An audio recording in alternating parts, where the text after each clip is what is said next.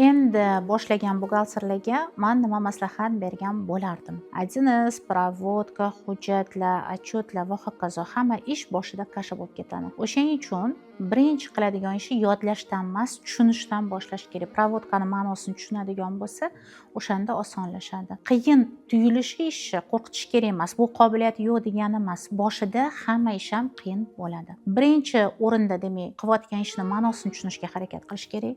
Ikkinchisi, xato qilishdan qo'rqmaslik kerak. Xato qilish mumkin, faqat bitta xatoni bir marta qilish mumkin, bitta xatoni qayta qilishdan qo'rqish kerak. Uchinchi, yana bitta berishim mumkin bo'lgan tavsiya, bu tezligiga ishlash emas, to'g'ri ishlashga harakat qilish. Tez qilib beraman deb xatoga yo'l qo'yganingizdan ko'ra, 2-3 ta dokument qilishga ketadigan vaqtingizni bitta dokumentga, lekin to'g'ri qilishga ishlatish kerak. O'zini boshqalar bilan taqqoslash kerak emas, hammani tezligi har xil.